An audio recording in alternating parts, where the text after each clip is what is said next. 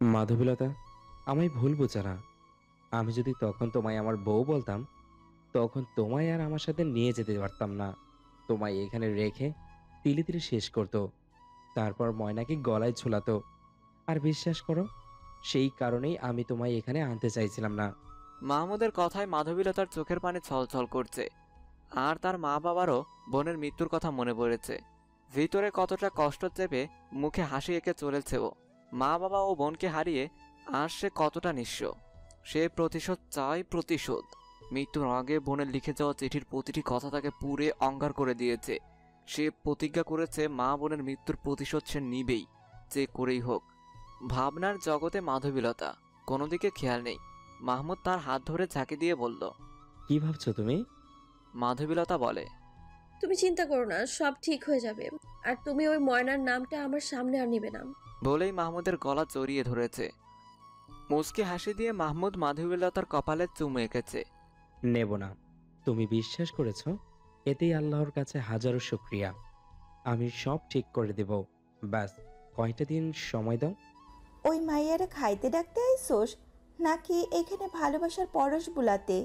কথা বলতে বলতে রুমে পা দিয়েছে মাহমুদের মা। মাহমুদ চট করে মাধবীলতার কাছ থেকে দূরে সরে দাঁড়িয়েছে। মা। ওই থাক থাক, ম্যামে করিস না। এই গো মাইয়া, হুনো, এইটা তোমার শহর না, এটা গ্যারাম। খিদা লাগলে খাওয়ার নিয়া খাইতে হইব। আর শহরের বইলা আবার পা তুইলা খাইতে চাইও না। ময়নারে শিখানি শেষ করার ফাঁকে ফাঁকে ঘরের কাজও করবা, নইলে বাপু খবর আছে। তার কি কথা! না ভাষা মার্জিত না মুখ, পুরো হিটলারনি বলা চলে। মাহমুদ বেশ কষ্ট পাচ্ছে। কোন নরকে এনে ফেললাম মাধবীলতাকে। এই চলো চলো, রান্নাঘরে গিয়া দেখো কি আছে, গিয়া খাও। কথাটা বলেই মাহমুদের মা চলে এসেছে রুম থেকে। মাহমুদ কি বলবে মাধবীলতা তার আগেই বলে দিল। চিন্তা করো না হাতুড়ে ডক্টর, আমি সব সামলে নেব। আমার মা নেই, উনিই আমার মা। ওনার বকুনি শাসন আমার ভালো লাগে। এটা বলে মুখে এক রহস্যের হাসি দিল। মাধবীলতার মুখে তো বলে দিল কথাটা। তবে না মাহমুদ না মাধবীলতা পরিস্থিতি বুঝতে পারছে। রান্নাঘরে গিয়ে নিজেই পাতিল থেকে ভাত নিতে গেলে জব্বার হাত থেকে প্লেটটা নিয়ে নেয়। আপনি চেয়ারটাই বসেন, আমি খাওন দিতেছি। খাবার শেষে মাধবীলতা সেই ঘরটায় গিয়ে বসেছে। ঘরটায় একটা খাট আর একটা আলনা, ব্যাস। কাজের মেয়ের রুমের মতো। তবে কাজের মেয়ে দুটো বাইরে রান্নাঘরে থাকে বলে এই ঘরটা মাধবীলতার নসিবে রয়েছে। নয়তো মনে হয় সেই রান্নাঘরেই ঠাঁই হতো। আর ওর উপরে আলগা একটা রাগ বিরাজ করছে মাহমুদের মার ও দাদির। যা, আজকে একা ঘুমাতে হবে। না জানি মাধবীলতার কি হাল। কি একটা ঘরে মা জায়গা দিল। কি যে করি, যে করি হোক, মাধবীলতাকে নিয়ে আমার বাড়ি থেকে বের হতেই হবে, নয়তো আটকে যাব পুরো মতোই। কথাটা ভাবতে ভাবতে লতিফ হাজির। কি মিয়া, বউ সারা ঘুমায় না? আহ লতিফ ভাই, আস্তে কথা বলুন। মা দাদি শুনতে পেলে উপায় আর রবে না। আর এত রাতে আপনি এখানে? হ, তোমার উপর করতে আইলাম।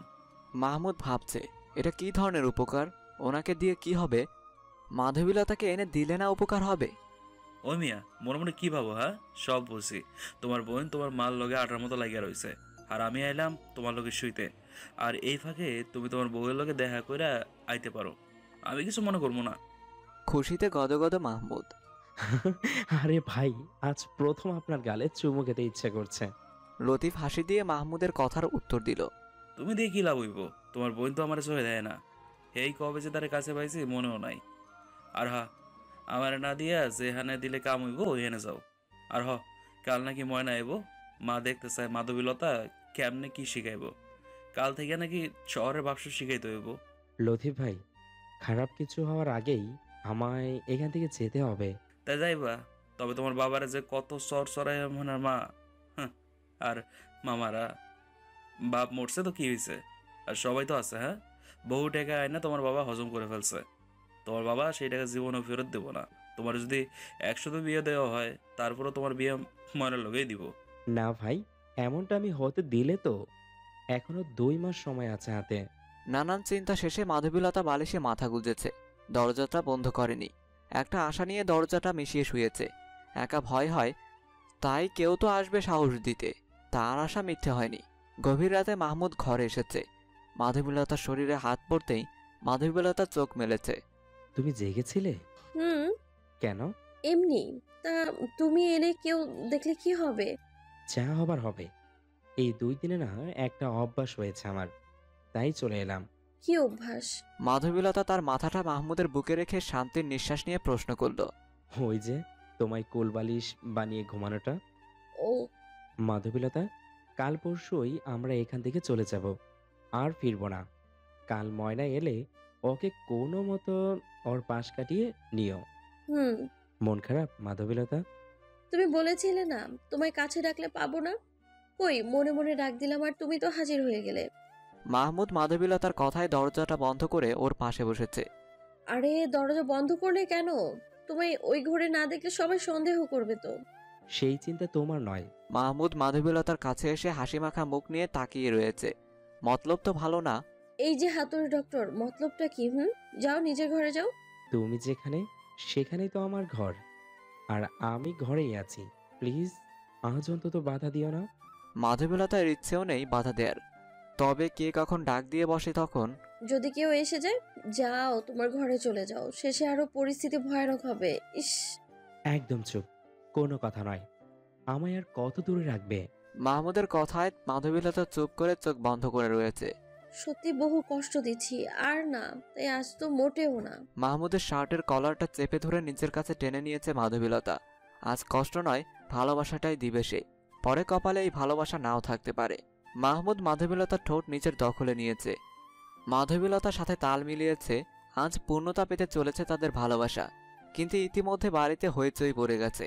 বাইরে এত আলো কিসের? মাধবীলতা আর মাহমুদ ছুটে এসেছে বাহিরে। কিসের এত কোলাহল? মাহমুদ বাহিরে বেরিয়ে তার চোখ কপালে উঠে গেছে। খড়ের পাড়ায় আগুন লেগেছে। এটা কি করে হলো? সবাই বালতি বালতি মগ নিয়ে পুকুর থেকে পানি এনে আগুন নিভাতে ব্যস্ত। মাহমুদ 1 সেকেন্ডও বিলম্ব না করে ছুটে এসে বাবার কাছে সাহায্য করছে। কারণ কিছুটা দূরেই কারেন্টের খুঁটি, আর সেখানে একবার আগুন লাগলে পুরো গ্রাম জ্বলে পুড়ে শেষ হয়ে যাবে। কিছুক্ষণের মধ্যেই আগুন নিভিয়ে স্থির হয়েছে সকলে। আশেপাশের মানুষজনও ছুটে এসে সাহায্যের হাত বাড়িয়েছে। মাহমুদের হাতের তালু খানিকটা পুড়েছে, বেশি নয়, অল্পই। বোকার মতো হাতে আগুন নিভাতে গেলে এমনই হয়। সব ঠান্ডা হওয়ার পর মাহমুদের মাথায় কিছু ঢুকছে না। খড়ের পাড়ায় আগুন লাগা স্বাভাবিক নয়। এটার সূত্রপাত তো কোথাও না কোথাও ঘটেছে। কিসের জন্য হঠাৎ আগুন লেগেছে, নাকি কেউ ইচ্ছাকৃতভাবে লাগিয়েছে? ভাবনায় বিচ্ছেদ ঘটিয়ে মাহমুদ খড়ের পাড়ার চারিপাশে ভালো করে দেখে নিল। তার মনে সন্দেহ সত্যি, খড়ের পাড়ায় আগুন এমনি এমনি লাগেনি, আগুন লাগানো হয়েছে। অনেকগুলো দেশলাই পড়ে রয়েছে, আর খালি ম্যাচ বক্স। নাকে কেরোসিনের গন্ধও আসছে। হ্যাঁ, এই খড়ের পাড়ায় কেউ কেরোসিন ঢেলে আগুন লাগিয়েছে। কিন্তু কেন? এখানে আগুন লাগিয়ে লাভ কি? কোনো বিরাট বিবাদ পাকানো হচ্ছে। কিছু তো একটা চোখের আড়াল হচ্ছে, সেটা কি? আর তাই বের করতে হবে। মাহমুদের নিজের হাতের খেয়াল না হলেও মাধবীলতা খেয়াল করেছে। সবার সামনে না পারছে ওর কাছে গিয়ে হাতটা দেখতে, না পারছে সইতে। দাঁত কিরমির করে সবটা হজম করে দাঁড়িয়ে রইল। ওই মুখ পোড়া মাইয়া, তুই এইখানে কেন? তুই আজকা আইলি আর বাড়িতে আগুন লাগলো। সারা জীবনে যা ঘটে নাই তা আজকা ঘটলো। মাহমুদের দাদির সমস্ত রাগ মাধবীলতার উপর ছাড়ছে। দাদি, কি সব বলছো ওকে? তুই চুপ কর, দামরা মার্কা পোলা হইয়া সুন্দরী নিয়ে ঘুরস, আবার কথা কস। যা ঘরে যা, তামাশা শেষ। ইকবালের প্রাণ হলো তার ধান আর খড়ের পাড়া। মানে কৃষিকাজে টাকা ইনকামের জন্য নয়, মনের সন্তুষ্টির জন্য করে। নয়তো যে কোনো ব্যবসা খাটিয়ে আরামে দিন পার করতে পারত। এই বয়সে এসে ধান চাষে জান শেষ করতো না। ইকবাল কাঁদো কাঁদো প্রায়। মাহমুদের মা, এটা কি হইল? এত সুন্দর করে নিজে পাড়ায় উইঠা পাড়াটা দিলাম, আর আগুনে সব শেষে কইরা দিল। মাহমুদের বাবা নয়, মাহমুদের মাও বেশ কষ্ট পেয়েছে। মনে কষ্ট নেন না মাহমুদের বাপ। এই তো এই ধানগুলো ঝরার পরে তো আবার নতুন পাড়া হইব। কষ্ট নেন না, চলেন ঘরে চলেন, আল্লাহ সব দেখতাছে, চলেন। ইকবাল গামছাটা কাঁধে নিয়ে ঘরের দিকে পা বাড়িয়েছে। মনে হয় না আজ ঘুম হবে। মাধবীলতা এখনো পাথরের ন্যায় দাঁড়িয়ে আছে। আমি এলাম বলে এমনটা হলে বাড়িতে? এটা তো আমারই বাড়ি। আমার বাড়িতে এমন একটা দুর্ঘটনা হয়ে গেল। আল্লাহ, সময় মতো সবাই না এলে আজ পুরো গ্রামে আগুনে পুড়ে ছাই হয়ে যেত। মাহমুদ মাধবীলতাকে লক্ষ্য করে চোখের ইশারায় দেখিয়ে দিল ঘরে যেতে। এমন দৃশ্য দেখার পর মাহমুদের আজ ঘুম তো দূর, ঘরে ফেরাও হবে না। সারা রাত পুড়ে যাওয়া পাড়ার পাশে বসে রয়েছে। এই আগুন লেগেছে না লাগিয়েছে এই ব্যাপারে তার বাবার সাথে কোনো আলাপ করেনি মাহমুদ। তার বাবা এমনিতেই বহু কষ্ট পেয়েছে, তার বাড়ানোর কি দরকার? এর চেয়ে সবটা জেনেই না হয় বলবে। চারিপাশ হাঁটাহাঁটি করার পর মাহমুদের নজর একটা বোতলের উপরে গেল। কাছে গিয়ে বোতলের ক্যাপ খুলতেই কেরোসিনের গন্ধ। এটা তো পরিষ্কার যে এই বোতলে করেই কেউ কেরোসিন ঢেলে আগুনটা জ্বেলেছে। তবে কে সে? কি লাভেই এমনটা করলো?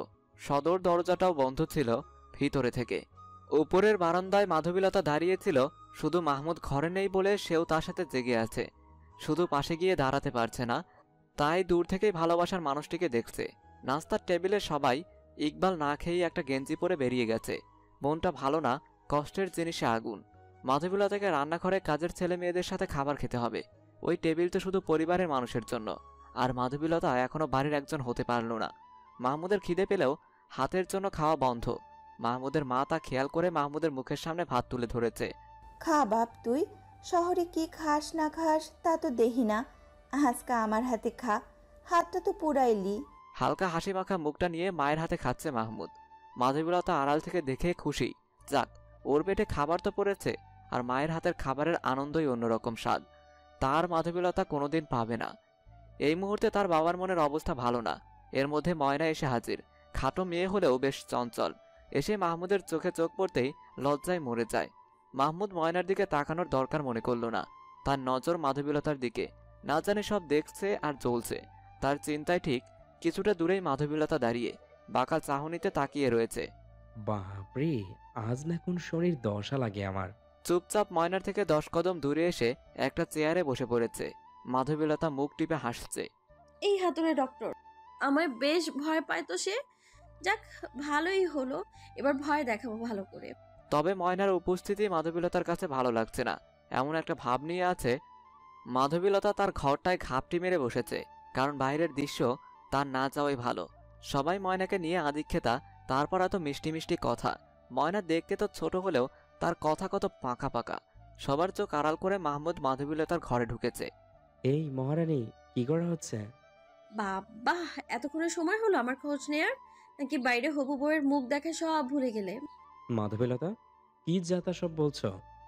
আমি তো ওর সাথে কথাই বলিনি, 10 হাত দূরে বসেছিলাম, আর তুমি তো সেটা দেখলেই। মাহমুদ ভয়ে ভয়ে বলল, যেন গলার শব্দ বাহিরই হচ্ছে না। না, আহা কি আনন্দের! তারপরও খোঁচা মেরে কথা। ও, দেখছিলাম বলে দূরে বসেছিলে, আর না দেখলে কোলে বসতে, তাই তো? মাহমুদের শার্টের কলারটা চেপে ধরে মাধবীলতা হামলা করল। কি বেটা, মতলব কি? দ্বিতীয় বিয়ের ইচ্ছে জেগেছে নাকি? হ্যাঁ, মাধবীলতার হাত থেকে মাহমুদ তার শার্টের কলারটা ছাড়ায়নি, বরং ভালো করে ধরতে কাছে এসে বসেছে। তো কি করব? বউ তো আদরই করতে দিল না। মা বলে, যা হয় না, বিয়ের রাত নাকি কাল রাত? হ্যাঁ, এইটা আবার কেমন ভাষা? রাইট? ও সরি, মানে রাত। প্রথম দিনই তো সরিয়েছিলাম, আর তো সরাইনি। হাত দুটো নামিয়ে করুণ স্বর মাধবীলতার। তা করনি, তবে কাল যা হয়নি তা যেন আজ হয়। বলেই মাহমুদ জোরে হেসে উঠেছে। মাধবীলতার উত্তর দেওয়ার আগে ঘরে একজন ঢুকেছে। ময়না, তুমি এখানে? মাহমুদের ছাতালো গলায় বেচারি ঢোক গিলে 2 কদম পিছপা হয়ে দাঁড়িয়েছে। আসলে খালা কইল আপনি নাকি শহর থাইকা কারে আনছেন আমারে শহরের আদব কায়দা শিখাইতে। হ্যাঁ, এনেছি তো। শাড়ির আঁচল পেঁচিয়ে পেঁচিয়ে ময়না আমতা আমতা করছে। না, এখানে দাঁড়ালে আবার কোন দিক থেকে যেন মাধবীলতা আবার রেগে যায়। এর চেয়ে বরং কেটে পড়ি। এই ভেবে মাহমুদ পালিয়েছে কোনো রকমে। মাধবীলতা সত্যি ভাগ্যবান, তার স্বামী কত চেষ্টা করছে নিজের ঘরটা বাঁচাতে। ময়না মাধবীলতার কাছে এসে হাসি মাখা মুখ নিয়ে বসেছে।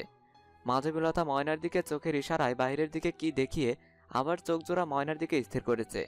ময়নাকে মাধবীলতার হিংসা করা দরকার, আর এটাই স্বাভাবিক। তবে না, হিংসাটা হচ্ছে না। কেন জানি চেষ্টা করেও পারছে না মাধবীলতা। ময়নাকে দেখে একটা মায়া মায়া ভাব আসছে। ময়না আর চোখে বাইরে তাকিয়ে তারপর বলল, তোমারে বুবু কইয়া ডাকি। ময়নার প্রথম কথাই ছিল এটা। মাধবীলতা শুধু হুম শব্দে চুপ। বুবু, তুমি তো শহরে থাকো, মেলা লেখাপড়াও করছো, আমারে কিছু শিখাও না। বিয়ার পর আমারে তো উনি শহরে নিয়ে যাইব।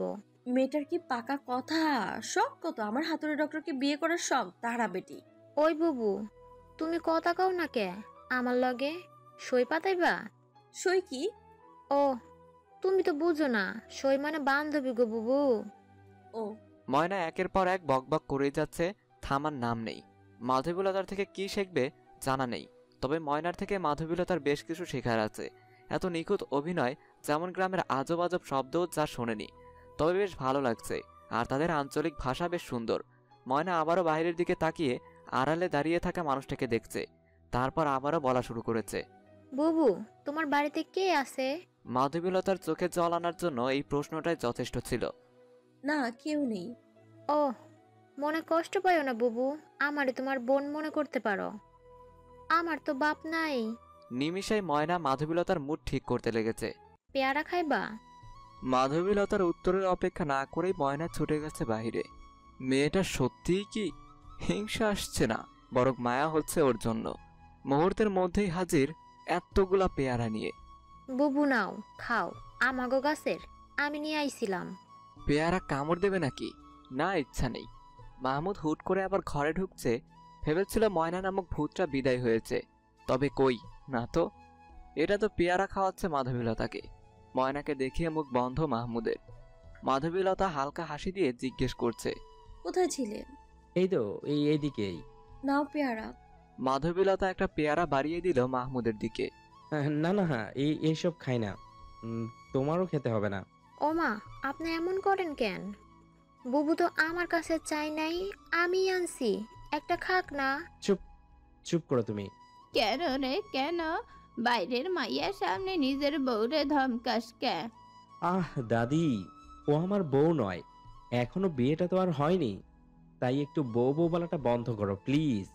মাধবীলতার দিকে তেড়ে এসে কিছুক্ষণ তাকিয়ে আবার মাহমুদের দিকে চোখ পাকিয়েছে মাহমুদের দাদি। এই মাইয়ারে যে কাজের লাইগে আনছত, এই কাজ করা, তারপর বিদায় কর।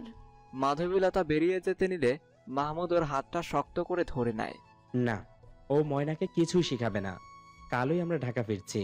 সবচাইতে অবাকের ভান ধরল ময়না।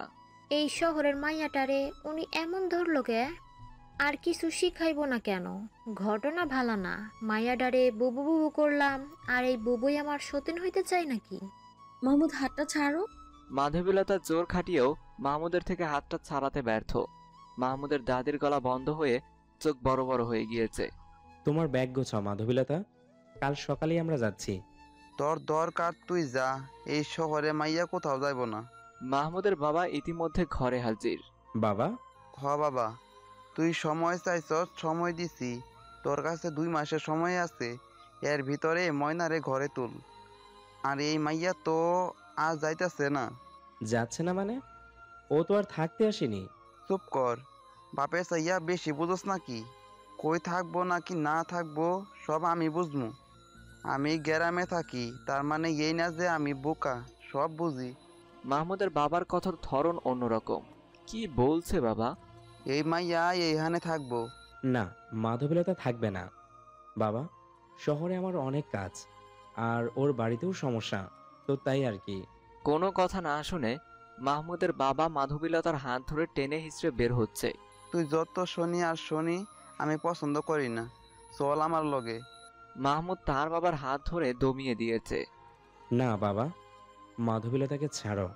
তুই তোর বাপের হাত ধরলি মাহমুদ, এর ফল আরো খারাপ হইব, এইবার দেখ আমি কি করি। বাবা, ধরতে চাইনি, তবে বাধ্য হলাম। সময় চাইছিলি, সময় দিছিলাম, তবে আর সময় না। আজ গই কাজীটাই কে বিয়া হইব তোর আর ময়নার।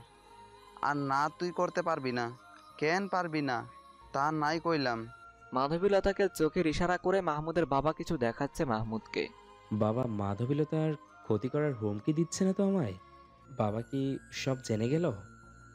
মাথা গরম করে নয়, ঠান্ডা মাথায় সব করতে হবে, নয়তো সব উল্টাপাল্টা হয়ে যাবে। সবাই স্থির আপাতত, কারণ মাহমুদের মা মাহমুদের বাবাকে কোনো মতো বুঝিয়ে চেয়ারে বসিয়েছে। তারা যা জানে তা যেন রাগের মাথায় এলাকাবাসীকে জানিয়ে দেয়। মাহমুদ তার বাবার মুখের দিকে তাকিয়ে রয়েছে, কি বলবে সেই আশায়। মাধবীলতা সবার পিছনে চুপ করে দাঁড়িয়ে আছে, কোনো কথা মুখে নেই। যা হয়েছে মোটেও ভালো হয় নাই মাহমুদের মা, এর পরিণাম মনে হয় সকালে জেল খাটতে হইব। সকলের মুখের ভাষাই অস্পষ্ট। ময়না বুঝতেই পারছে তাদের কথার ধরন, চুপচাপ তাও শুনে যাচ্ছে। মাহমুদ, তুই সময় চাইছিলি, এখন ওইসব বাদ, যদি ভালো চাস তাইলে আজ গাই ময়নারে ঘরে তুল। কথাটা বলার সাথে সাথে ময়নাকে মাহমুদের দাদি তার সাথে নিয়ে চলে গেল। এখানের কথা সে বুঝে নিলে সমস্যা। দেখ পোলা তুই গিয়া এটা কারে ঘরে তুললি? এর জাতপাত কি, কোন বংশের? আর তুই তো ময়নারে বিয়া করবি তাও ওয়াদা করেছিলি তোর বাপেরে, তাইলে এটা কেন করলি? মা, আমার ভুল এটাই যে আমি তোমাদের জানাইনি। তবে মাধবীলতাকে বিয়ে করে ভুল করিনি। আমি ওকে ভালোবাসি, তাই নিজের জীবনের চলার পথের সাথী করেছি। আর রইল ময়নার কথা, ওকে তো আমি বলিনি বিয়ে করব। তোমরা লোভে পড়ে বাধ্য করেছিলে আমাকে ময়নাকে আংটি পরাতে। ওই পরিস্থিতিতে ওটা না করলে আমি বের হতে পারতাম না। বাবা, ময়নার সব টাকা ফিরিয়ে দাও আর মাধবীলতাকে মেনে নাও। মাথাটা নিচু করে মাহমুদ এক নিঃশ্বাসে তার বাবাকে তার মনে সত্যিটা বলে হাত ছাড়ল। তুই কি পাগল হইলি? মাহমুদের বাবা ইতিমধ্যে রেগে আগুন। বাহির থেকে ধারালো কাঁচিটা এনে মাধবীলতার গলায় ধরেছে। নাকি এইটারে শেষ করে দিমু, বাস সব খতম? মাহমুদ ও তার মা চমকে গেছে মাহমুদের বাবার এমন কাণ্ডে। কি করতেছেন আপনি? ছাড়েন, ছাড়েন। না ছাড়ুম না, আগে ক ময়নারে বিয়া করবি কি না? মাহমুদ আতঙ্কিত হয়ে দাঁড়িয়ে ভাবছে এবার কি হবে। মাহমুদ, তুই তোর বাপেরে মিশা হইলেও বিয়া করবি, তারপর আমি তো করে বাড়ি থেকে বার হইতে সাহায্য করমু। মাহমুদের মা মাহমুদের কানে কথাটা বলে চুপ হয়ে গেল। মা কি বলল? কি হইল, কথা কস না কে? মাহমুদ বুঝতে পারেনি কোন ফাঁদে সে পা রাখছে। হ্যাঁ, করব বাবা। আগে মাধবীলতাকে ছাড়ো তো। মাধবীলতা ঠিক আগে যেমন দাঁড়িয়েছিল এখনো সেই স্থির হয়ে দাঁড়িয়ে আছে, কোনো হেলদোল নেই। যে তার গলায় একটা ধারালো অস্ত্র ধরল। তাহলে এখন ওই কাজীটা কি? মাহমুদের মায়ের চোখের টিপে মাহমুদ মাথা নাড়িয়ে হ্যাঁ বলে দিল। এখন মাই ভরসা সে যদি কিছু করেন। ওরে কি খুশি মাহমুদের বাপ! হাসতে হাসতে ঘর ছেড়ে বেরিয়েছে মাহমুদের বাবা। দেখ পোলা, তোর বাবা এমনি শান্ত হইব না। ইসলামে একের অধিক বিয়ার জন্য জায়েজ আছে, তুই তো 2টা করবি মাত্র। ময়নারে বিয়া কইরা এখানে রাখ, আর মাধবীলতাকে ওইখানে বাস, সবাই খুশি। মাহমুদের মায়ের কথায় মাহমুদ অবাক। মা, কি বলছো? এতে তো ধোকাই হলো ময়নার সাথে। আর আমি আমার সুখের জন্য ওই নিষ্পাপ মনে আঘাত দিয়ে সুখী কি করে হব বলো? মাধবীলতা মাহমুদের কাছে এসে করুণ স্বরে আওয়াজ দিল, হাতুড়ে ডক্টর, এর চেয়ে ভালো বাবার হাতে আমায় মরতে দিতে। মাহমুদের বাবার চাল কাজ করেছে। মাহমুদের মা বেশ খুশি। একবার বিয়েটা হোক, তারপর শহরের মাইয়ারে কেমনে তারাই তা পরে বুঝামু। মোট কথা, সবাই মিলে মাহমুদকে এক বিরাট ফাঁসানো ফাঁসিয়েছে। গতকাল রাতে মাহমুদের মা নিজ হাতে খড়ের পাড়ায় আগুন লাগিয়েছে, কারণ মাহমুদকে মাধবীলতার থেকে দূরে সরাতে এমন করেছে। সে আড়াল থেকে দেখছিল মাহমুদ যে মাধবীলতার ঘরে গেছে। ইকবাল এই বিষয়ে জানে না, আর জানলে খড়ের পাড়ায় আগুন লাগাতে দিত না। তবে যাই হোক, আপাতত মাহমুদকে ছাড়া যাবে না। মাধবীলতাকে আটকালেই ওকে ময়নাকে বিয়ে করানোর জন্য জোর করা যাবে, নয়তো একবার গেলে তো শেষ। মাধবীলতা বোকা মেয়ে নয়, মাহমুদের মায়ের মুখের মিসকা হাসির মানে সব বুঝেছে। তাও চুপ সে, কারণ একদিন হলো না সে এখানে এসেছে, এর মাঝেই মা ছেলের মধ্যে যুদ্ধ লাগাতে চায় না। ইকবাল বাড়ির চৌখাট পার হওয়ার আগে ময়না পথ আটকে দিয়েছে। খালু কই যান? আরে বাধা দিও না মা, তোমাগো আজ গাই বিয়া, তাই কাজী সহ তোমার মায়ের কাছে খবর পাঠাইতে হইব, মেলা কাজ। না খালু, যাইবেন না। যামো না কেন? মাহমুদের মা, দাদি, ইকবাল সহ সবাই অবাক। ও মাইয়া কয় কি? এতদিন মাহমুদের লাইগা উতলা, আজকা বাধা দেয় কেন? কি মা, যামো না কেন কও? খালু, আমার বিয়া এত সাদাসিধা না, বড় ধুমধাম করে হইব। ও এই কথা? বলে ইকবালের মুখে হাসি। চিন্তা কইরো না, কয়েকদিনের ভিতরে পুরা গ্রামে মানুষ দাওয়াত দিমু। এই সুযোগ, ব্যাগপত্র জাহান নামে যাক, মাধবীলতাকে নিয়ে বাড়ির এরিয়াটা পার হতে পারলেই ব্যাস। মাহমুদ মনে মনে বাড়ি ছাড়ার ফন্দি। মাধবীলতাকে ইশারায় বারবার সরতে বলছে। কাঁধিটা ইশারা বুঝতে পারল না, নাকি আসতে চাইছে না। না খালু, মানুষ দাওয়াতের লাইগা না, ওনারে যাইতে দেন, আমি অপেক্ষা করবো। এতদিন করছি, আর 1-2 মাস পারবো না। ওনার বড় পরীক্ষাটা শেষ হোক, ওনারে যাইতে দেন। ও মা, এ তো ভূতের মুখে রামের নাম। ইকবাল আর কথা নয়, শুধু হাঁ হয়ে আছে। তবে মাহমুদের মা বহু জোর করেছে ময়নাকে আজকে বিয়েটা সারতে। তবে যেই মেয়ে নিজ হাতে কুড়াল নিজের পায়ে মারতে প্রস্তুত তারে কে ঠেকায়? আপনার শহরের কাম শেষ কইরা জলদি ফিরে আইসেন। আমি আপনার পথ চায়া থাকবো। আপনার সময় হইলেই বিয়া হইব। আপনার সাথী হইতে চাই, বোঝো না? মাহমুদ ময়নার কথায় সন্তুষ্ট। মেয়েটার জ্ঞান আছে বটে, তবে বেশ ভালোই হলো আজ নয়তো গিয়েছিলাম। রাতেই মাহমুদ যাওয়ার জন্য ব্যাকপ্যাকে মন দিয়েছে। মাধবীলতাকে বারবার ব্যাকপ্যাক করতে বললেও এক চুলো নাড়াতে পারল না। আরে যাবে না নাকি? তুমি যাও, আমরা এভাবে পালালে সম্মানহানি হবে পরিবারের। আর ময়নার কাছেও তোমার ছোট করতে চাই না আমি। আমি এখানেই থাকবো, তুমি তাড়াতাড়ি গিয়ে ফিরে এসো। এর মধ্যে দেখো, আমি মা বাবা সবাইকে আমার ভালোবাসা বাধ্য করব। আর তারাই আমায় এই বাড়ির বউ হওয়ার অধিকারটা দিয়ে দিবে, দেখো। মাধবীলতা, তোমার কথা মানলেও এটা ঠিক হবে না। তুমি এখানে থাকলে আমায় বারবার ছুটে আসতে হবে, আর বিশেষ করে এখানে থাকলে তোমারই বিপদ। কোনো বিপদ নেই গো হাতুড়ে ডক্টর। মা বাবার কাছে সন্তানের বিপদ হয় নাকি? মাধবীলতাকে মাহমুদ বুঝিয়েও পারল না। তবে মাধবীলতা কিছু একটার জন্য এখানে থাকবে, কারণ বাড়ির নাটকটা শেষ দেখতে চায়। ওর মায়ের মিষ্টি হাসির আড়ালে একটা মুখোশ আছে, তা খুলে যাবে। মাহমুদের মা বেশ খুশি। মাধবীলতাকে আটকাতে পেরে মাধবীলতার সামনে বহু ন্যাকা কান্না করে মনে করেছে মাধবীলতা ফেসেছে। তবে মাধবীলতা ফাঁসতে নয়, ফাঁসাতে এসেছে। তা শুধু মাধবীলতা আর ময়নার জানা। বাবা, তুই চিন্তা করিস না, যা তুই শান্তি মতো কাজ কর। মাধবীলতা এখানে ভালাই থাকবো। তোর বাবারেও মানানোর চেষ্টা করবো যাতে ওরে মাইনা নেয়। মায়ের কথা বিশ্বাস করে নিয়েছে মাহমুদ। মা তো, তাই মায়ের ছলনা সামনে পড়ছে না হয়তো। তবে মাধবীলতার সামনে স্পষ্ট হয়ে গেছে। মাহমুদ মনস্থির করে নিয়েছে, আসার সময়ও মাধবীলতার জেদ, যাওয়ার বেলায়ও। তবে এখানে মায়ের ভরসা রেখে গেলাম। রেখে গেলে হয়তো বাবার মন গলবে। তবে ময়না এমন একটা উপকার করবে তা ভাবনার বাহিরে। যাই হোক, মা আছে, লতিফ ভাই রয়েছে, ব্যাস নিশ্চিন্তে যাই। তারপরেও কয়েকদিনের ভিতরে ফিরব। সকালে যাওয়ার জন্য মাহমুদ তৈরি। চোখের কোণে মাধবীলতার জল জমে রয়েছে। মাহমুদ চেয়েও চোখের ওই জল মুছতে পারছে না। শুধু দূর থেকে মাধবীলতাকে ইশারায় বিদায় জানিয়েছে। ময়নাও এসেছে বিদায় দিতে মাহমুদকে। কয়দিন পর একে জীবনসাথী করবে। সে দূরে যাচ্ছে, মন তারও কাঁদছে, এমন ভাব নিয়ে আছে মাহমুদ। আর পিছু ফিরল না, কারণ ফিরলে আর যেতে পারবে না।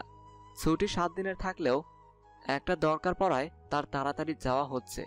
লতিফ কিছুটা পথ এগিয়ে দেওয়ার জন্য সাথে চলেছে দুজন। মাধবীলতা ঘরে ফিরে কিছুটা বিচলিত। মাহমুদের মা এখানে বসে কেন? আন্টি, হ, এখন এই ইংরেজি নামে ডাহা সারো মাইয়া। আমার পোলার মাথা তো খাইলা, তবে আর কারো মাথা খাইতে পারবা না। এই চিন্তা বাদ দাও। এখন শুনো, শরীরটারে নাড়া দিয়ে একটু ধানের দিকে যাও। ধান সিদ্ধ করে তা ছাদে নিবা। মাহমুদের মায়ের কথায় মাধবীলতা মোটেও অবাক নয়। সে জানতো এমন কিছুই হবে। তবে মুখে তার অন্যরকম হাসি। হাসি দিয়ে নিমিষেই মুখ বিষে মলিন করে ঘর থেকে বের হয়েছে মাধবীলতা। সারাদিন মাহমুদ কতবার মাধবীলতাকে ফোন দিয়েছে। মাধবীলতা ফোন না তোলায় মাহমুদ রেগে অভিমানে ফুলে আছে। মাধবীলতা ফোন ধরবে কি করে? বেচারের কপালে খাবার আর জোটেনি। না খেয়েই সকাল থেকে থানের কাজে মন দিয়েছিল। ফোনটা ঘরের কোন জায়গায় পড়ে আছে তাও খোঁজ নেই। মনটা ভালো না, তাই বাইরের দিকে বের হলো মাহমুদ। একটু ঘরে আসা যাক। তার বন্ধুর বাইকটা নিয়ে একটু দূর থেকে ঘুরে আসাই তার প্ল্যান। কি দিলাম মাহমুদের মা, দেখলা? পোলা ভয়ে থর থর করতেছিল। মাহমুদের বাবার হাতে পান সাজিয়ে তা হাতে দিতে দিতে একগাল হাসি মাহমুদের মায়ের। হ, ঠিকই কইছেন। পোলা শের হইলে আপনি শোয়াশের। আরে কি কও মাহমুদ? মাহমুদ তো আমার পোলা। আমার থেকে তেজ কি ওর বেশি হইব নাকি? যখনই খবরটা পাইছি তখনই এমন চাল দিলাম, মাহমুদ সুইটা আইলো। খবরটা না পাইলে আরো ক্ষতি হইতো। না না মাহমুদের বাপ, কোনো ক্ষতি হইতে দিলে তো? দেখলেন না কালকা কেমনে অগরে দূরে সরাইলাম। মাহমুদের বাবা কিছুটা নড়ে চড়ে বসলো। মানে কি কও বউ? তুমি আমার ঘরে পাড়াই? রাগ কইরেন না, সামান্য কিছু খড়ই তো, লাভ তো বেশি হয়েছে, কম না। মাহমুদের বাবা খড় নিয়ে না ভেবে সামনের দিকে ভাবার জন্য মন দিয়েছে। শহরে ফোন দাও, খোঁজ না মাহমুদ কি করতেছে। আর সেই খবর আলারে কইয়া দাও মাহমুদের দিকে কড়া নজর রাখতে। মাহমুদের মাকে কথাটা বলে বাইরে পা দিয়েছে ইকবাল হুসাইন। মানে মাহমুদ বিয়ে করছে সেই খবর আগেই জেনেছে। তারপর সব চাল চেলেছে। শহরে এমন কেউ তো আছে যে মাহমুদের প্রতিটা কদমের খোঁজ তার বাড়িতে পৌঁছে দিচ্ছে। কিছুটা দূরে এসে মাহমুদ এক ছোট্ট বাজারে ঢুকেছে। এখানে বেশ ভালো চুড়ি পাওয়া যায়। মাধবীলতার জন্য কিছু চুড়ি কিনে নেওয়া যাক। চুড়ি কিনে বেশ খুশি মাহমুদ, কারণ তার মাধবীলতা খুশি হবে। লাল নীল রঙের চুড়ি কিনে তার প্রাপ্য দাম মিটিয়ে দিয়েছে। বড় সাবধানে ধরে যত্ন সহকারে বুকে আগলে নিয়েছে। চুরি নয়, যেন মাধবীলতা। মাধবীলতাকে ছাড়া তার ভিতরটায় একটা বিরহ বিরহ যন্ত্রণা কাজ করছে। মাধবীলতা তাকে কতটা কাছে টেনে নিয়েছিল, আর সেই সময়টায় আগুন লাগাচ্ছিল। বাইকের কাছাকাছি চলে এসেছে, তবে গাড়িতে বসার আগে বাইকের সামনের আয়নাটা দিয়ে এমন কিছু দেখতে পেল, মাহমুদের হাত থেকে সব কাচের চুড়ি পড়ে ভেঙে টুকরো টুকরো হয়ে গেল। এ কি করে এখানে? মাহমুদ চটপট পিছনে ফিরে তাকিয়ে আর মানুষটাকে দেখতে পেল না। এটা কি করে সম্ভব? আয়নায় তো স্পষ্ট দেখলাম মাধবীলতার মাকে। পিছনে ফিরতেই উদাও, তা কি করে সম্ভব? উনি তো মারা গেছেন। ওনার কবরও জিয়ারত করে এসেছি, আর আজ যাব বলে ঠিকও করেছি। সবকিছু গুলিয়ে যাচ্ছে। না না, এটা হয়তো মনের ভুল হয়তো। ক্লান্ত শরীর নিয়ে ঘরে এসেও মাধবীলতার মুখে ক্লান্তি নয়, রাগের ছাপ।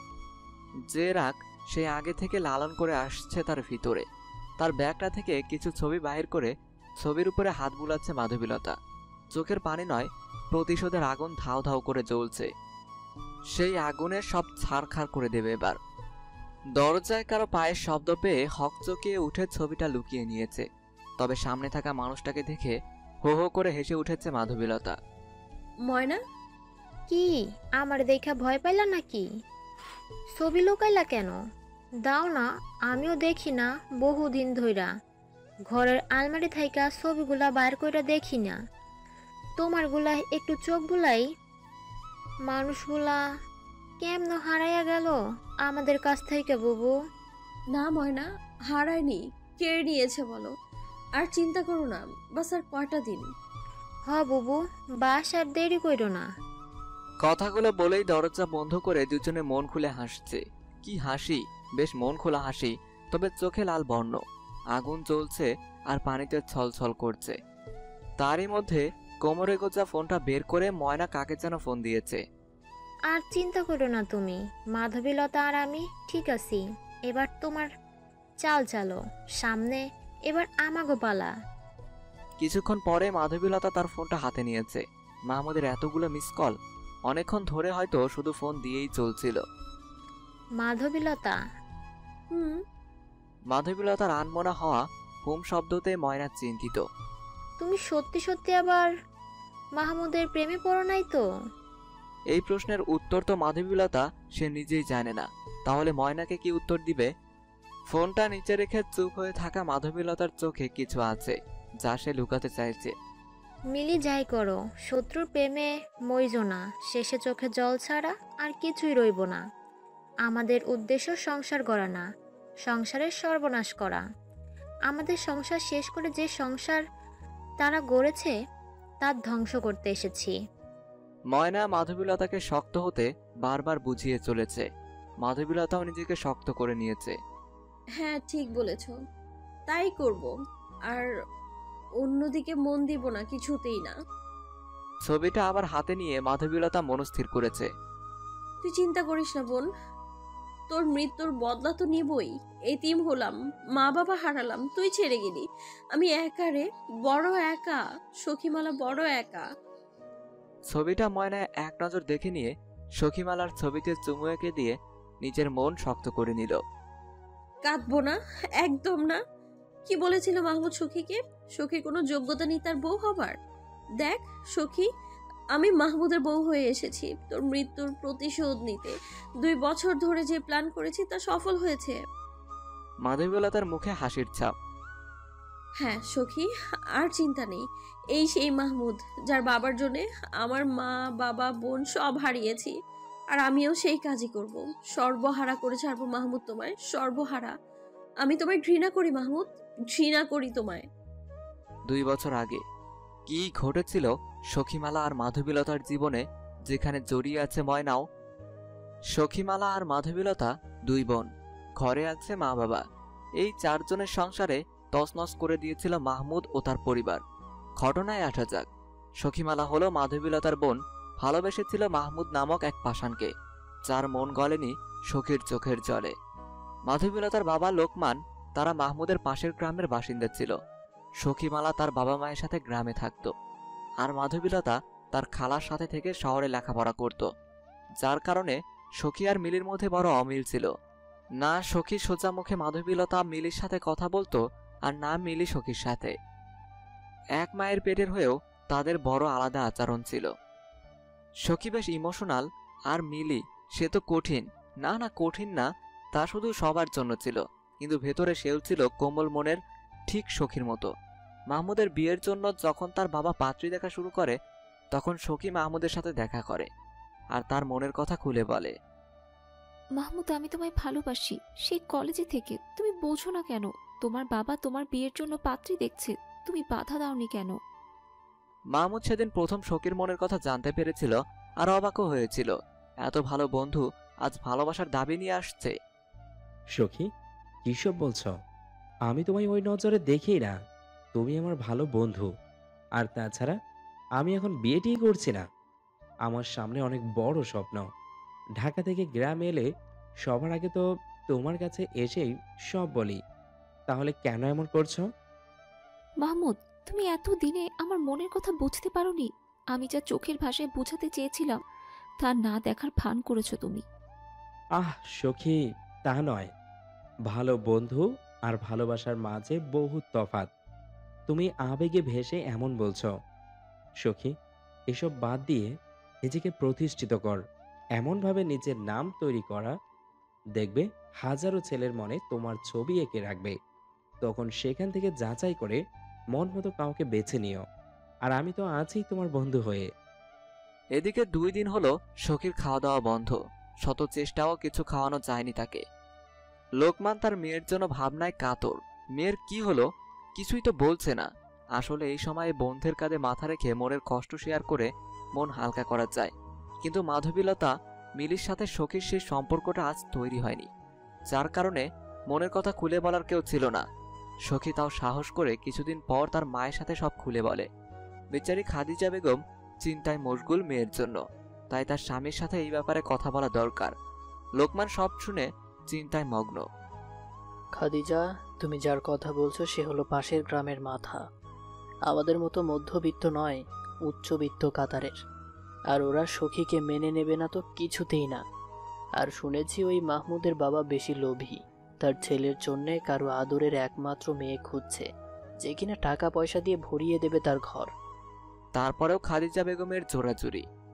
দেখেন না, যদি মানে তবে ওই গ্রামে তো আপনার বোন মায়াবতীর ফুপ্পি ময়নার মা থাকে, তার সাথে আলাপ করে নেন আর মাহমুদের বাড়ির খবর নিয়ে নেন। লোকমান কথাটা ফেলে দেয়নি। মাহমুদের বাড়ির খবর বোন না জানলেও বোনের স্বামী সব জানবে, মানে ময়নার বাবা। ময়না ও মাধবীলতা মামাতো ফুপাতো বোন, আর তাদের সব বলা দরকার। তারা দেখি কি বলে। সামান্য স্কুল মাস্টারের মেয়েকে ঘরে তুলবে কিনা। মাধবীলতার মায়ের কথা মতো সেই গ্রামে আসে লোকমান মাস্টার। বোনের সাথে কথা বলে বোন জামাইকে সব বলে। ময়নার বাবা এতে বেশ অবাক। কি কোন ভাই, ওই বাড়ি মানে জল্লাদ বাড়ি? ওইখানে মাইয়া না দিয়া নদীর ধাক্কা দিয়া ফালাইয়া দিয়া ভালো মনে করে। আসলে ভাই, মেয়ের মন রক্ষার্থে একবার চেষ্টা করছি। ছেলে তো ভালোই শুনলাম। খালি ছেলে ভালোই হইলে কি হয়? ছেলের সাথে পরিবার ভালো হওয়া লাগে। আর আপনার ইচ্ছা হলে যান, তবে আমি ওই বাড়িতে যাবো না। বেড়া যা লোভী, তা কথা শুনলে গা জ্বলে আমার। তা কথা শুনলে মন চায় পা থেকে জুতা খুল্লা পিঠাই। ময়নার বাবা না গেলেও মাধবীলতার বাবাকে যেতে হবে, মেয়ের কষ্ট সহ্য হবে না। তাই সখী বাড়িতে আশা নিয়ে বসেছে, বাবা নিশ্চয়ই সুসংবাদ বয়ে আনবে। তখন থেকে দরজায় তার পায়চারি। লোকমান একাই মাহমুদের বাড়ির গেট দিয়ে ভিতরে পা দিয়েছে। পা রাখার সাথে সাথে ইকবাল আর লতিফ হাজির। ওই মিয়া, বাড়ির ভিতরে কই ঢুকেন? এটা কি নদী পার হওয়ার জন্য ব্রিজ পাইছেন? কর্কশ গলার আওয়াজেও লোকমান নারাজ হয়নি। হাসি মুখ নিয়ে লম্বা এক সালাম জানালো ইকবালকে। কেডাই আমনে? ইকবালের প্রথম প্রশ্ন, আর এটা হওয়া উচিত যেহেতু চেনা মানুষ, তার বাড়ি বয়ে আসেনি। আমি লোকমান, পাশের গ্রাম থেকে আসছি, আর পেশায় প্রাইমারি স্কুলের শিক্ষক। ও, মাস্টার ভালো, মাস্টার মানুষ আমার বেশ ভালো লাগে। ওরাই তো মানুষ বানায়। জি ভাই। ভাই, তো আসার কারণ? আমি আমার মেয়ের সখীমালার বিয়ের প্রস্তাব নিয়ে এসেছি আপনার পদতলে। নিমের ডালটা ভেঙে দাঁত ঘষছে ইকবাল। ওহো, ফুলারে তো বিয়া দিমুই। আপনার কথাটা শুনলাম, তবে ফুলারও তো পছন্দ পছন্দ আছে নাকি? হ্যাঁ হ্যাঁ, অবশ্যই। মাহমুদ আর সখী একে অপরকে চেনে। আপনি মাহমুদকে জিজ্ঞেস করে দেখেন, সখী মাহমুদকে পছন্দও করে। ইকবাল মাথাটা নাড়িয়ে এক মগ পানি নিয়ে মুখ ধোয়ায় ব্যস্ত। আর হয়তো ভাবছে, আচ্ছা যান, আমি আপনারে খবর পাঠামনে। ইকবালের সুন্দর ব্যবহার আজ যা শুনছে সব বাদ দিয়েছে লোকমান। কান কথার কি দাম আছে নাকি? নিজ চোখে যা দেখলাম তাতেই বেশ। কত ভদ্রলোক ইকবাল সাহেব। কথা বলে ভালোই লাগলো। মন খুলে হাসি দিয়ে বাড়িতে ফিরেছে লোকমান। সবার সাথে সব কথা বলে চেয়ারে হেলান দিয়ে বসেছে। সখীর মনে আনন্দের ঢেউ উঠেছে। মাহমুদের বাবা রাজি হলে মাহমুদ হয়তো তাকে মেনে নেবে। মাধবীলতাকে সব জানিয়ে দিয়েছে তার মা। এতে মাধবীলতার খালাও বেশ খুশি। মাধবীলতার পড়ালেখা সহ সব খরচ তার খালা বহন করে, নয়তো দুই মেয়েকে মানুষ করা লোকমানের সম্ভব হতো না। শিক্ষকতা পেশায় কত টাকা পাওয়া যায়, আর মাধবীলতার খালার অঢাল টাকা পয়সা। কোনো সন্তান সুখ তার কপালে হয়নি। স্বামীকে হারিয়ে একা, আর তার একাকিত্ব দূর হওয়ায় একমাত্র অবলম্বন এখন মাধবীলতা। মাধবীলতা খুশিই বটে। যাক, সখী তার মনের মানুষ পেল, তাতে খুশি না হয়ে পারা যায়? তবে এটা মা বলার আগে যদি সখীটা বলতো কত ভালো লাগতো। কেমন বোন আমার, এটা বোনের নামের কলঙ্ক। সখীরও সেই চিন্তা, কেমন বোন, আমার বিয়ের কথা চলছে জেনেও একবারও ফোন দিয়ে আমার সাথে কথা বলল না। দিন তিনেক পর লতিফ মাধবীলতাদের বাড়িতে হাজির, হাতে মিষ্টির হাড়ি। তালই তালই করে বাহির থেকে লতিফ ডেকে যাচ্ছে লোকমান মাস্টারকে। লোকমান ঘর থেকে বেরিয়ে লতিফকে দেখে মুখ ফাটা হাসি এঁকে খাদিজা খাদিজা বলে চিৎকার করছে। আরে খাদিজা, বাইরে এসে দেখো, কুটুম এসেছে, কুটুম। লোকমান লতিফের হাতে মিষ্টির হাড়ি দেখেই বাকিটা বুঝে নিয়েছে, হয়তো ওই বাড়িতে মেয়ের যাওয়া পাক্কা। লতিফকে সমাদরের সাথে ঘরে এনে বসিয়েছেন লোকমান। হাড়িটা রেখে আসল কথা বলেই দিল লোকমানকে। তাহলে এটাকে তো মনে হয় বুঝলেনি, আমরা সখীরা আমাকে বাড়িতে নিতে রাজি। মাহমুদরে নিয়ে সমস্যা নাই, সেও রাজি। আব্বা মাহমুদরে ফোন দিয়ে সব বলছে, সে নাকি অমত করে নাই। আমার আব্বা যা বলে আমার শালা তাই করে, বড় ভদ্র বলা। আলহামদুলিল্লাহ, এর চাইতে আর কি সুখবর হয়? মেয়ের বিয়ে পাকা হলো, কি আনন্দের দিন আজ। লতিফকে মিষ্টি মুখ না করিয়ে ছাড়ছেই না। মিষ্টি মুখে তোলা তো হলো, এবার লতিফের আমতা আমতা করে কিছু বলবে বলবে ভাব। লোকমান লতিফকে বাইরে এনে তার পেটের ভিতরের কথাটা জানতে চাইছে। কিছু বলবে বাবা? তাহলে আমার শ্বশুর আব্বা আপনার লোকে কথা কইতে চায়, খুব জরুরি, তাই বিকেলে ঘাড়ে ডাক পাঠাইছে। এই কথাটা বলতে এত দ্বিধা করছিলে? আরে হয়তো বিয়ের দিন তারিখ পাকা করার জন্য ডেকেছে, না ডাকলেও আমি এমনিই যেতাম। লতিফ ফ্যাকনা হাসি দিয়ে বিদায় নিয়েছে। এমন সুখবর ময়নার বাড়িতে আর মাধবীলতাকে না জানালে নয়। লোকমান বিকেলে খাটে যাওয়া যথাসময়ে হাজির। ইকবাল তো আগে থেকেই বসা। ইকবালের মুখে হাসি। ওরে বিয়াই যে আসেন আসেন। বিয়াই ডাক শুনে লোকমান খুশিতে গদগদ। সত্যি সখী এত বড় বাড়ির বউ হবে? আমার মেয়ের কপালে এত সুখ ছিল। আল্লাহ, তুমি বড় মেহেরবান। ইকবাল ঘুরিয়ে বেঁচিয়ে নয়, সোজা সাপটা কথা বলছে লোকমানের সাথে। আমার ছেলে তো ডাক্তারি পড়তাছে, জানেনই, সোনার টুকরা ছেলে আমার। 2 দিন পর 2 হাতে ইনকাম করব, আর আপনার মাইয়া পায়ের উপরে পা তুইলা খাইব। তা বিয়াই, মাইয়ার বিয়াতে এমন সোনার টুকরা ছেলের কি দিবেন? এ কি সোজাসুজি যৌতুকের কথা? একজন শিক্ষক হয়ে মানে কি করে? কি বলছেন? যৌতুক চাইছেন? আরে না না, যৌতুক হইব কে? আমার একটা ফুলা ডাক্তারি পাস কইরা গ্রামে একটা হসপিটাল খুলতে চাই, আর তার জন্য চাই একটা জমি। মানে? বুঝেন নাই? শুনেন মাস্টার, আমার সোজা কথা। আমার সোনার ডিম পাড়া হাঁস পুলারে আপনার জামাই বানাতে হইলে আপনার উত্তরপাড়ায় যে 100 বিঘা জমিটা আছে ওইটা আমার চাই। মানে ফুলার জমিটা ভালা পাইছে, ইকবাল কথাটা শেষ করার আগেই লোকমান দাঁড়িয়ে পড়েছে। কি বলেন? ওই জমি তো আমার পিতার শেষ চিহ্ন। শত কষ্টের পরেও জমি বিক্রি করিনি, সেখানে পুরোটা দিয়ে দেব? আর কিছু তো আমাদের নেই। আর মেয়ে তো আমার শুধু সখী না, আর একটাও আছে। এক মেয়েরে সব দিলে আরেকটাকে কি দেব বলেন? ধুর মিয়া, আপনি তো মাস্টার মানুষ হইয়া বলদ। মাহমুদ জামাই হইলে আপনার টাকার অভাব হইব? আর ওই জমিতে হাসপাতাল হইলে তো আপনার জমির দাম আসমানে। আর তাছাড়া ডাক্তার দুলাভাই জানলে ওই মাইয়ার লয়গা পুলা লাইন লাগবো। না না বেয়াই, এটা হয় না। আমি আমার বাবার থেকে পাওয়া জমি শুধু এক মেয়েকে দিতে পারি না।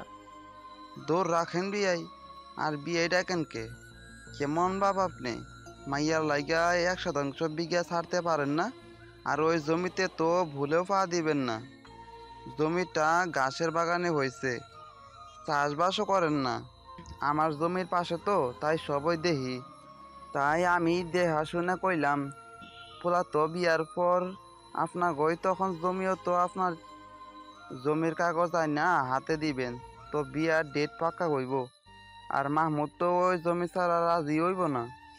শত ভাবনার পর নিরুপায় লোকমান মাধবীলতাকে না জানিয়েই ইকবালের হাতে জমির কাগজ তুলে স্ট্যাম্প পেপারে সই দিয়েছে।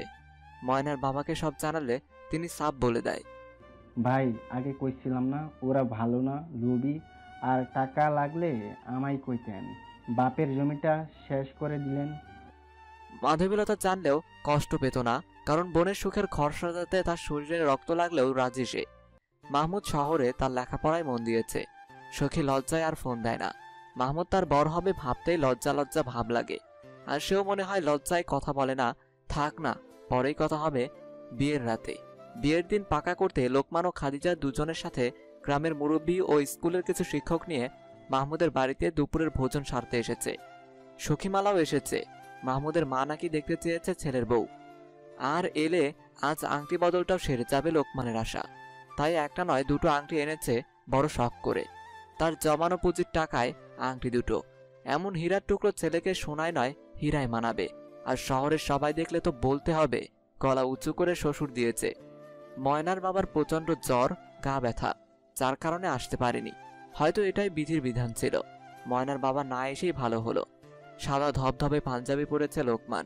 মেয়ের বিয়ের কথা বলতে যাচ্ছি, মুরব্বি ভাবটা দরকার।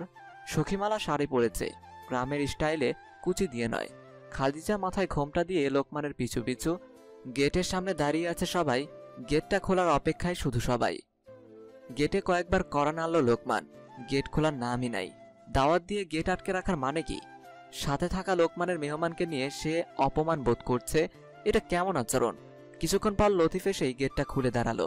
সকলের হাসি মাখা মুখ, তবে লতিফের মন মরা সেই হাসি। যেন কিছু বলতে চেয়ে মুখটা খুলতে পারছে না সে। লোকমান সখীমালার হাতটা ধরে বাড়িতে পা রাখার আগেই বাধা পড়ল। ওই ফকিনীর বাচ্চাদের ভিতরে আইতে দিও না জামাই। কথাটা সবাই শুনছে। এ কি বলল? ইকবাল বিয়াই তো কাল পর্যন্ত ভালো ছিল। কাল তো আমাদের বাড়িতে গিয়ে কত হাসি ঠাট্টা করলো, আজ এমন রেগে আছে কেন? লোকমান সখীমালার হাতটা ছেড়ে ইকবালের দিকে কিছুটা এগিয়ে এসেছে। কি বলছেন বিয়াই? কাকেই বা ফকিন্নি বলে গাল দিলেন? আরে মানে বুঝেন না নাকি? ফিডার দিয়া দুধ খান। গেটে আপনারা ছাড়া তো কেউ নাই, তাইলে আপনাদেরই কইছি। খালি ফকিন্নি না, মহা কালপিট, বাটপার, ডাকাত, জোস্তর ধান্দাবাজ, বহু গাড়ি মুখ আইতাছে আমার। উপস্থিত সকলে অবাক। দাওয়াত করে এনে অপমান করলেন লোকমান সাহেব। এটা কি হচ্ছে? সকলের মুখের দিকে তাকিয়ে একবার দেখে নিল লোকমান। মাথা কাজ করছে না। কি সব হচ্ছে?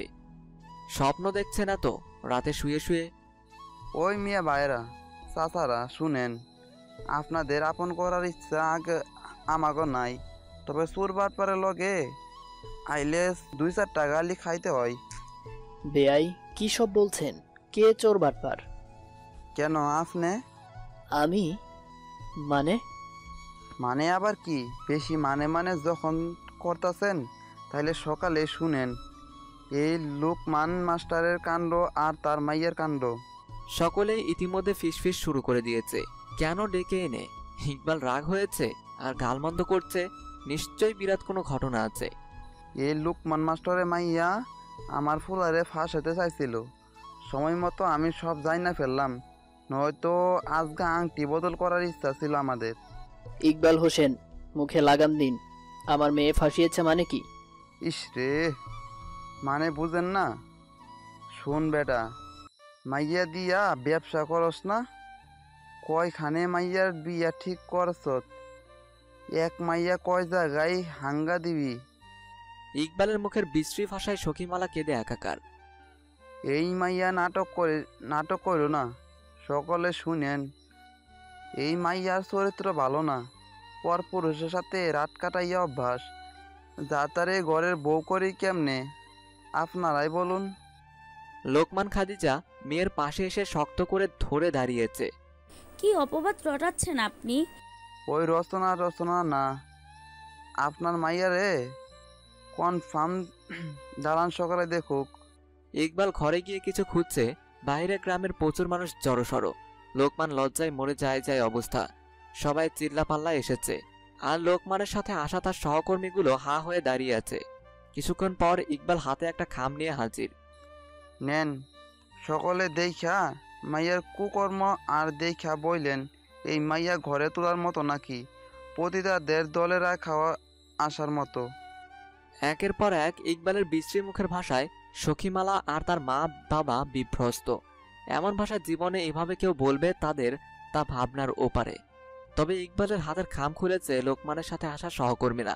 খামে কিছু ছবি, এতে স্পষ্টভাবে বোঝা যাচ্ছে সখীমালাও একটা ছেলের কিছু আপত্তিকর অবস্থার ছবি, যা সবার চোখ তাক লাগিয়ে দিয়েছে।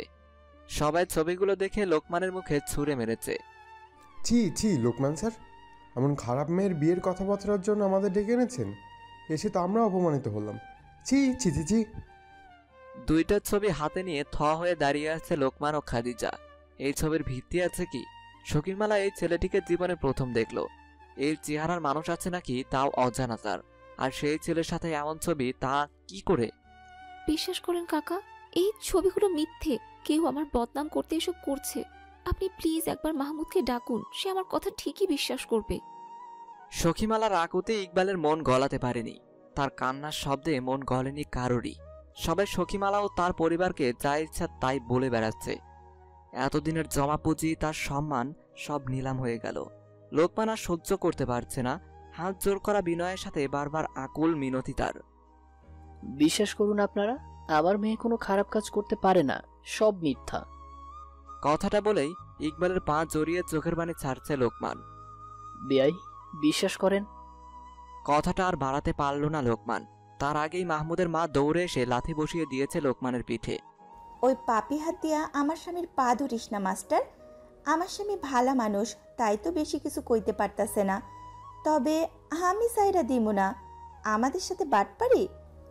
মাইয়া দিয়া ব্যবসা করান, তাহলে তো হয়। এখান থেকে যান, কোনো বাইজি বাড়িতে উঠায়া দেন, দেখতে তো বেশ ভালোই টাকা কামাই করতে পারবো। সখীমালা এখনো আশা পেতে আছে মাহমুদ একবার বেরিয়ে এসে সখীমালাকে আগলে নেবে। একটু মাহমুদকে ডাকুন, সে আমায় জানে আমি এসব করতে পারি কিনা। চুপ কর বেশরম মাইয়া, আমার পোলা তোর মুখও দেখতে চায় না, সে চইলা গেছে। আর এই যে তোর লগে চিঠি রাইখা গেছে। হুড়মুড়িয়ে উঠে সখী চিঠিটা পড়া শুরু করে দিয়েছে। সখীমালা, তুমি এত নীচ তা ছবিগুলো না দেখলে জানতাম না। তোমার মুখ এই জীবনে আমায় আর দেখিও না, আমার ঘৃণা হচ্ছে। এই ভেবেছে তোমার মতো মেয়েকে জীবনে জড়াতে চেয়েছিলাম। তোমার কোনো যোগ্যতাই ছিল না আমার বউ হবার, তাও মেনে নিয়েছিলাম। তবে তোমার এই বেশ্যার রূপ দেখার পর আর কথা বলার ভাষা আমার নেই। দয়া করে আমায় ফোন দিয়ে বিরক্ত করো না। ইতি মাহমুদ। সখীমালার পা এবার কাঁপা শুরু করেছে। এতক্ষণ যা শক্তি সঞ্চয় করেছিল তা এবার শেষ, কারণ শেষ ভরসা উঠে গেছে তার। মাহমুদও তাকে অবিশ্বাস করলো। এই চেনা তার আমায়, এই ছিল আমার আর তার বন্ধুত্ব। লোকমান ইকবালের পা জড়িয়ে কোনো কুল পেল না। এদিকে মাহমুদের মা দাদির কাছে জনের কাছে পা ধরে মেয়ের ইজ্জত ভিক্ষা চাইছে। না, সকলের কাঠগড়ায় লোকমানের মেয়ে এখন বেশ্যা। সবাই বারবার খারাপ ভাষায় লোকমান আর তার মেয়েকে আঘাত করছে। ছুরির আঘাতও এর চাইতে ভালো। ইকবাল লোকমানের গলা ধরে বাড়ির বাইরে ধাক্কা দিয়ে ফেলে দিয়েছে। যেখানে মরা সেখানে যা, তোকে মতো বাপ নামক দালাল বাহির হইয়া যা আমার বাড়ি থেকে। এমন মাইয়া কারো বাড়ির বউ হইতে পারবো না। শত আকুতি শত পা ধরে মাপ চাওয়ায় কাজ হলো না। এত পাষাণ হয় মানুষের মন জানাই ছিল না। দেখুন, চাইলে আমার ভিটে বাড়িটুকু নিয়ে নিন, তবুও এমনটা করবেন না, আমার মেয়েটা মরে যাবে। খাদিজা বেগমের আকুতি মাহমুদের মায়ের সামনে তার মন তো আরো কঠোর। দূর দূর ফকিরনির বাড়িতে আমরা কি করবো? আর এই মাইয়ার মতো মাইয়া বাইসে থাকার চাইতে মইরা যাওনি ভালা, গ্যারামের পাপ কমবো। সখীমালার মুখে কোনো শব্দ নেই, সব কথা কেড়ে নিয়েছে মাহমুদের চিঠি। কি করে পারলো সে? একবার আমায় কিছু বলার সুযোগই দিল না। তুচ্ছ ছবিতে যার বিশ্বাস থাকে না, তার জন্য আমি এত পাগল হয়েছি। আজ এত বড় অপবাদ আমায় আর আমার পরিবারের উপর লাগালো। ওকে ভালোবাসার শাস্তি এত বড়। পাগলের মতো ছুটছে সখীমালা, শাড়ির আঁচলটা পেছনে পেঁচিয়ে যাচ্ছে। একবার শাড়িতে পেঁচ লেগে পড়ে গিয়ে আবারও উঠে দাঁড়িয়ে ছুটছে। এত মানুষের কটু কথা, অপমান, মিথ্যা লাঞ্ছনার ভিড়ে লোকমান আর খাদিজা সখীমালার দিকে লক্ষ্যহীন। সবার সামনে ইকবাল এবার তার পায়ের স্যান্ডেল ছুঁড়ে মারল লোকমানের উপর। বাহির হ আমার দুয়ার থাইকা। বলেই গেট বন্ধ করে দিয়েছে ইকবাল। পরিবার নিয়ে ঘরের ভিতরে ঢুকে তৃপ্তির হাসি তাদের। খাটের নিচে ট্রাঙ্ক থেকে লোকমানের দেয়া জমির কাগজটা হাতে নিয়ে সেটার গন্ধ শুকছে সে। এই অপমান আর সহ্য করার মতো নয়, আর পারছে না ওরা। খাদিজার চোখ এবার সখীমালাকে খুঁজছে। আমার মেয়েটা কোথায়? শুনছেন, মেয়ে কোথায়? লোকমান শত বাধা এড়িয়ে কান কথা ছেড়ে মেয়ের খোঁজে ছুটছে। প্রথমে বাড়িতে গিয়ে দেখা যাক, হয়তো মনের দুঃখে ঘরে কান্না করে মরছে। বাড়ি এসে সখীমালা একটা কাগজ কলম হাতে নিয়েছে। আজ প্রথম মাধবীলতার কাছে চিঠি লিখছে। তার মনের সব কষ্ট তুলে ধরছে সে। না, ফোনে না, সামনে কথা বলা না হলেও আজ বোনকে শেষবার ইচ্ছা করছিল গলা জড়িয়ে কাঁদতে। মাধবীলতা থাকলে হয়তো তাদের কথার জবাব দিত কড়া গলায়।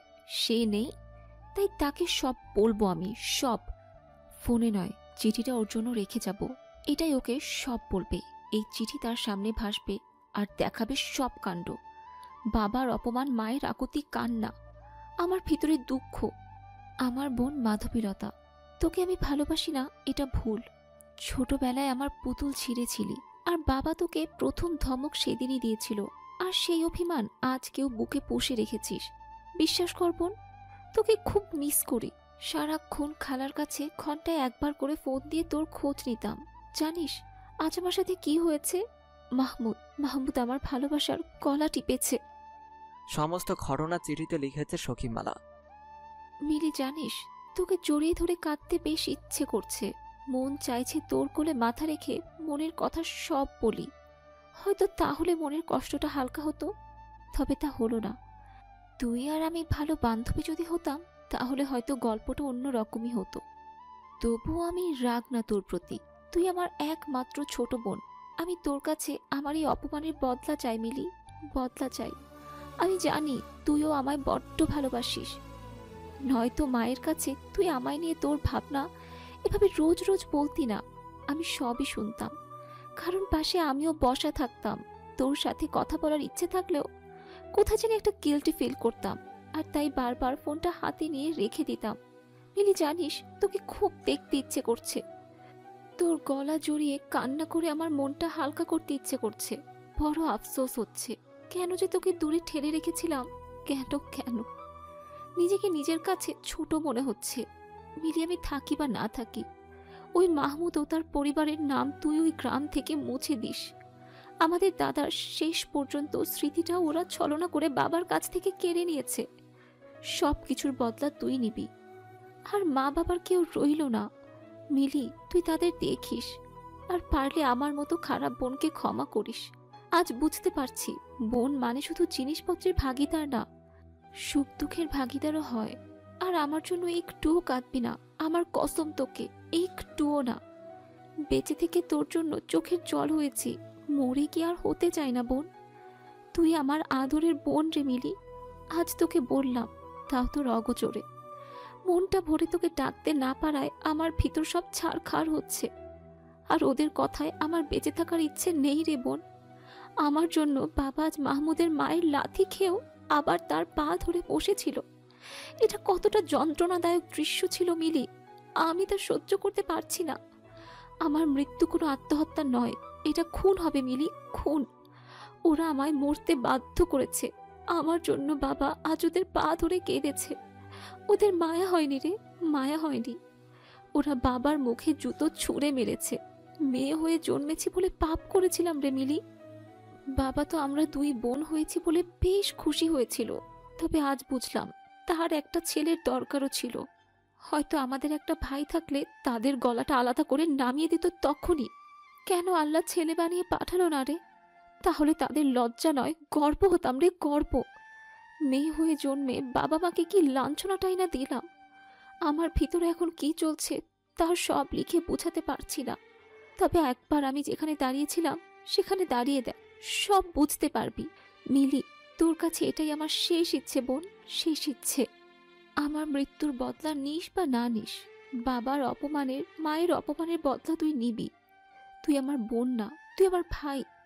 আর এখন একটা ভাইয়ের দায়িত্ব তুই পালন করবি, আর বাবা মাকে সামলাবি।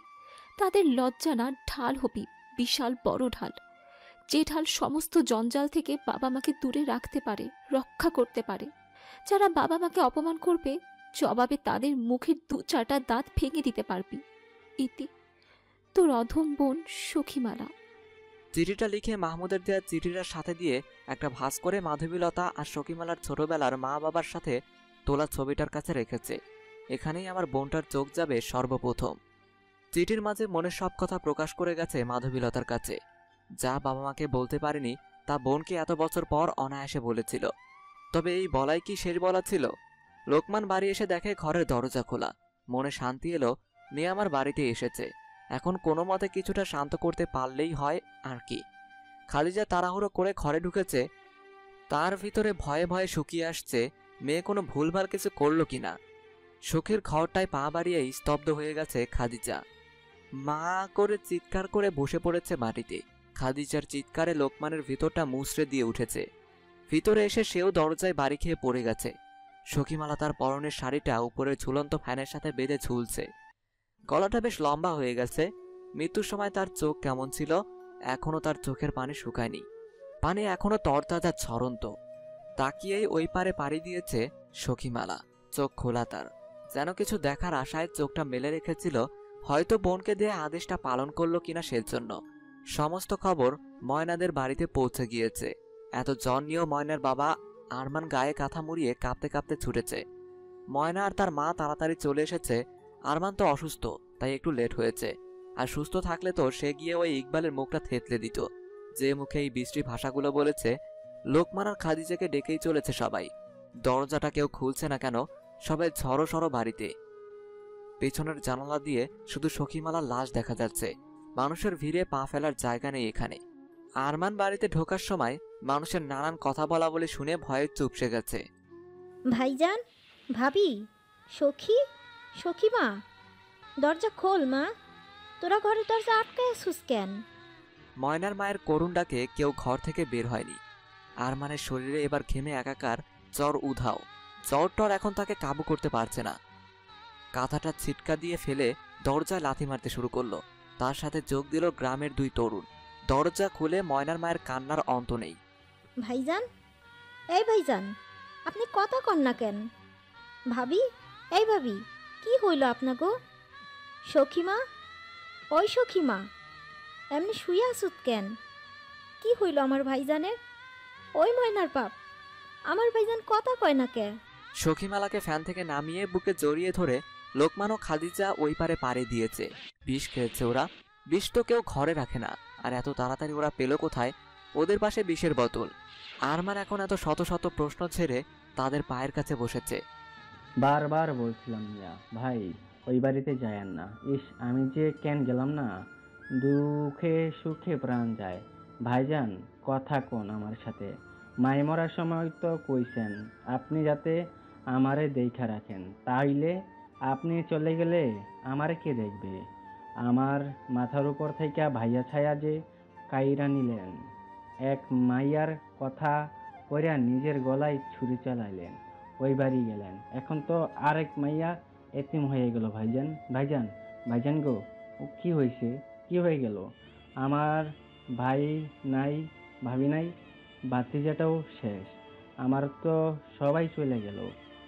ময়নার মায়ের কান্না শেষ নেই। কি করবেন, সেও তো ভাইহারা আজ। কাঁদছে সকলেই। লোকমানের সহকর্মীরাও মাথা নত করে দাঁড়িয়ে আছে।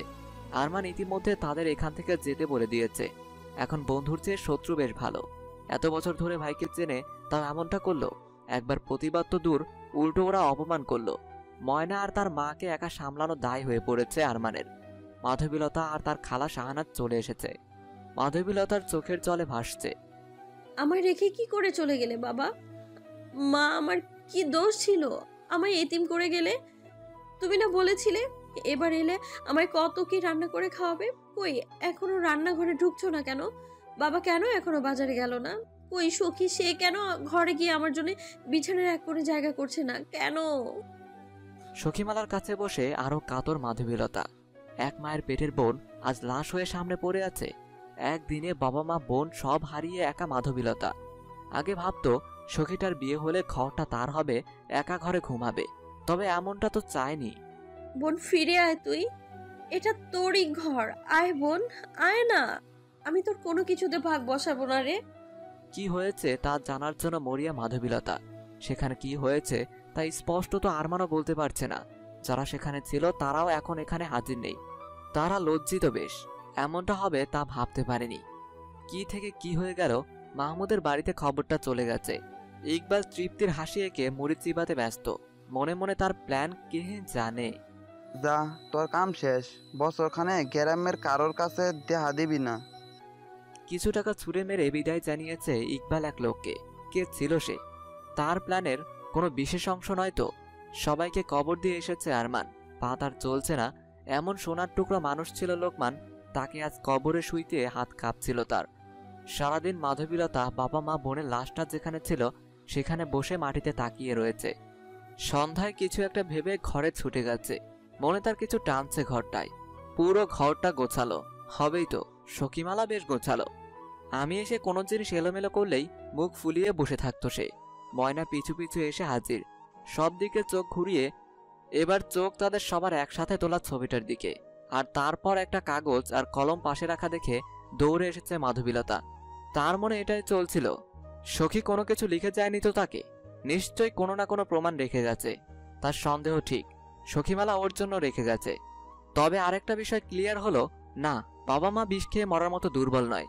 সখী না হয় দুর্বল, তবে বাবা তো ছেড়ে দেওয়ার পাত্র নয়। দাদার জমি হাতিয়েছে, মেয়ে মরেছে, তাহলে তাদের শিক্ষা না দিয়ে কাপুরুষের মতো নিজের জীবন নিজে দিল কেন? কাগজটা হাতে নিয়ে মাধবীলতা চিৎকার করে উঠেছে। সখী, বোন আমার, তুই এত কিছু কেন সহ্য করলি বোন? আমার বাবা মাকে এভাবে অপমান। আমার বাবার পায়ে ছুঁয়ে কত ডক্টর ইঞ্জিনিয়ার নিজেকে ধন্য মনে করত, কত মানুষ নিজে গড়েছেন তিনি, আর তাকে অন্যের পায়ে ভিক্ষা চাইতে হয়েছে।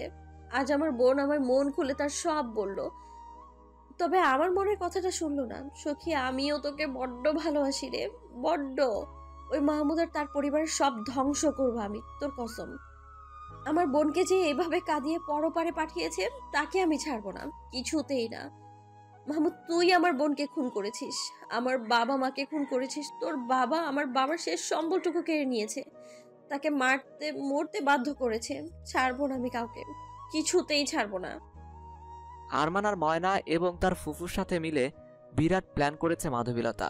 আর শাহানাজ হবে সেই প্ল্যানের প্রথম অধ্যায়। এতদিনে নিজেকে বড় শক্ত করেছে মাধবীলতা। ঢাকায় মাহমুদের ধাপে ধাপে সব খবরাখবর রাখা শুরু তার।